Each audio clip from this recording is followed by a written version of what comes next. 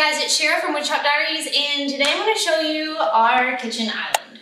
So if you've watched many of my videos or seen many of my blog posts, you know that I don't typically make over or redo anything. Normally, I just start my projects from scratch. However, there are some cases where that just doesn't make a lot of sense, like in our case when we moved into a house that had a really big island with good bones. It just wasn't really my style. There was also the fact that there was a massive 4x8 piece of granite on top of it that I didn't want to take a chance on breaking just to remove it and replace what was underneath it. So today I'm going to demo and rebuild our existing kitchen island, keeping the bones intact and just changing completely the way that it looks. So if you guys are ready to see a good before and after, let's go.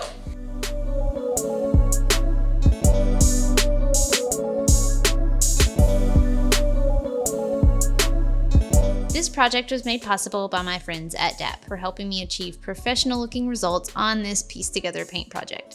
You can check out the description below for details on the tools and products used in the project and a link to the step-by-step tutorial as well. For now, the first thing I need to do was demo the speedboard.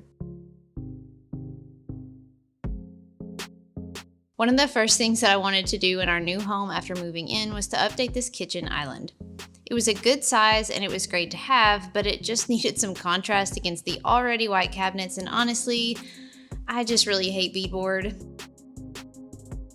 If you like beadboard, no hard feelings, we can still be friends. It's just not my favorite. So it felt kind of nice to take a pry bar and start tearing it off. I worked my way around the island, removing the beadboard, the quarter round, and all the pieces that I was planning to replace.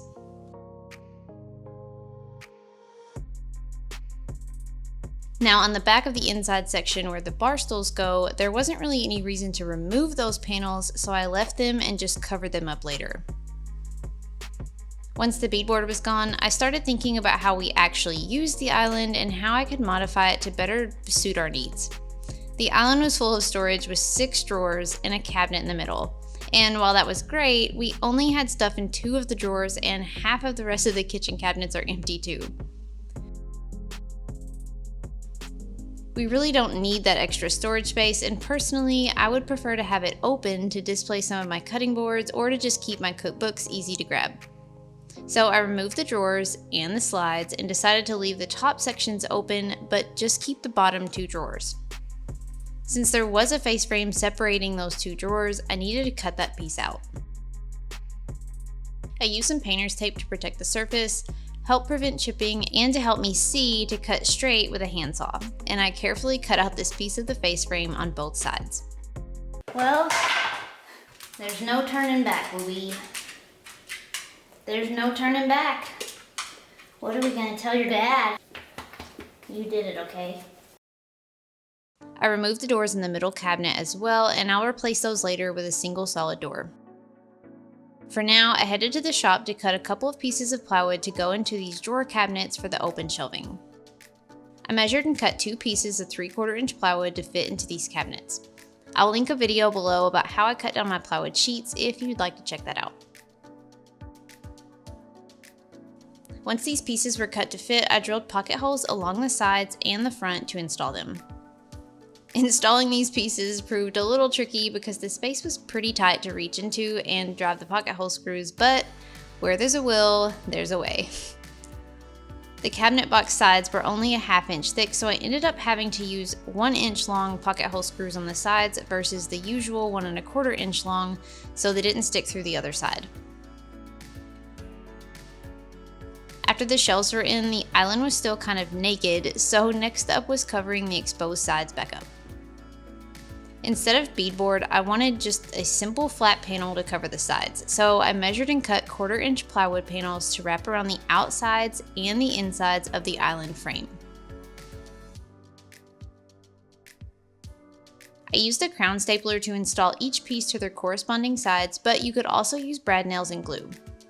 Full disclosure, I change my mind often, so just in case I decided to redo this again later, I didn't glue the panels to the island. That way later, if I change my mind, I can just pop them off and swap them out with something else. If you are not inherently indecisive like me, you can use glue. I realized after installing the first panel here that I forgot to cut out the toe kick, so I used an oscillating saw to trim that corner out, and then I continued working my way around, cutting each plywood piece to fit.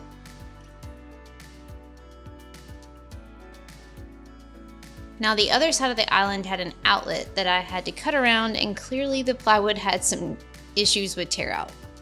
FYI, when cutting with a jigsaw, it's best to cut right side down to prevent this, but what's done is done, and I was able to use some DAP premium wood filler to fix this later. After the plywood sides were on and the naked island was at least covered up, it was time to add some details. I used 1x4s vertically on each side and used some DAP weldwood wood glue and finish nails to secure these pieces in place.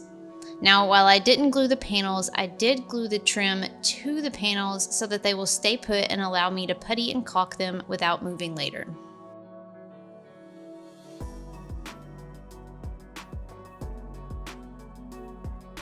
On these front sections, I installed the vertical 1x4s so that they overhung the front edge 3/4 inches. That way I could come back and cut to fit a 1x piece between them and they'd be flush across the front surface.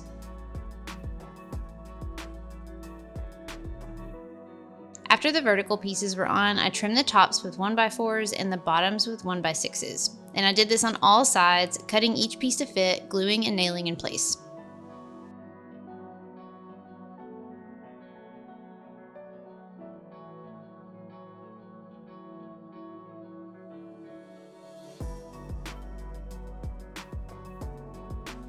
Once the island was trimmed out, I could start prepping for paint. And you guys know how I feel about paint.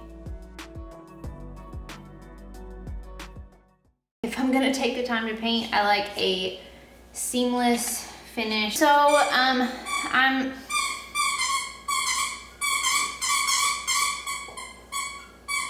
Lou, can you not for a minute? Thanks.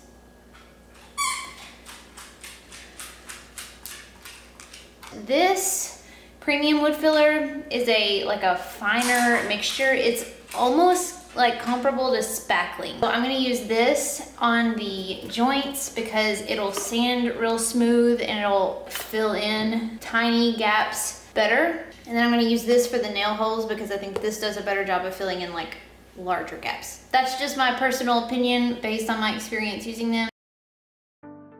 Painting is my least favorite thing to do, so when I make the effort to paint, I don't want it to be in vain. That said, filler is a crucial part to getting a smooth paint job, especially when piecing trim together like this.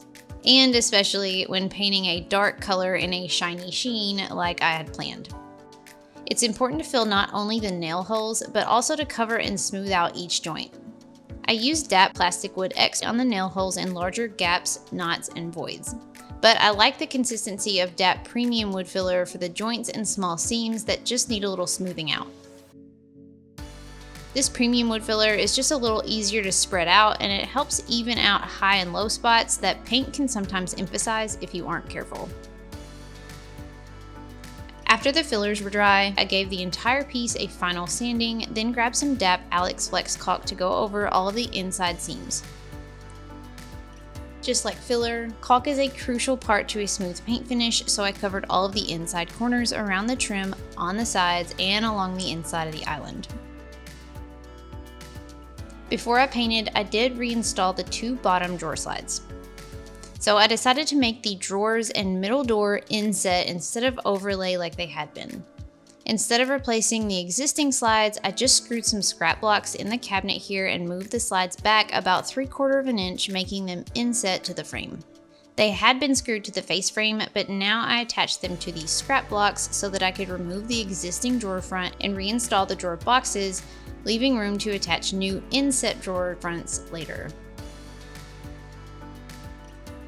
By this time the caulk was dry, so I could start with a coat of primer. And just a PSA, if you're going to take the time to putty, caulk, and paint, don't skip the primer. Just trust me, don't. After the primer was dry, I came back with paint. I chose a very dark color to contrast the white cabinets, and I think it really gives it a classy look.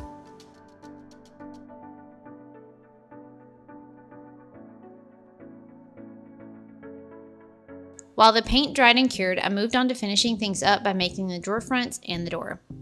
I had some hickory plywood in the shop for a future project, which stay tuned for that, but I had a little extra and I decided that I'd make the drawer fronts from that. Spoiler alert, the hickory and the black combo was way better than I even imagined it would be. I cut 2 inset drawer fronts and an inset door for the island and applied edge banding. I installed the drawer fronts with a few screws on the inside of the door boxes. I had ordered handles and they just weren't here yet, so I used painter's tape as temporary drawer pulls so that I could open them. And for the door, I just used concealed inset hinges for frameless cabinets and installed some scrap wood spacer blocks here to mount them on.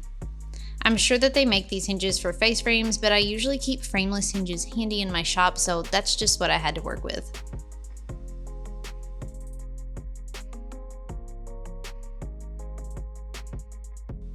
I gave the doors and drawer fronts a few coats of poly, added the handles when they finally arrived, and then I stepped back and took it all in. I feel like the black with the hickory wood with the solid, simple framed outsides really makes this kitchen look more modern and classic. And although I would have preferred to build this from scratch, this was definitely worth the work involved to redo what was already here and make the best of what we had. I know this project was a little bit out of the ordinary, but I hope you guys enjoyed it nonetheless and picked up a few things along the way.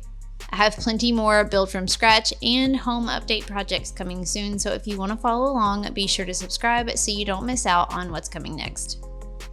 Thanks so much for watching, friends, and until next time, happy building!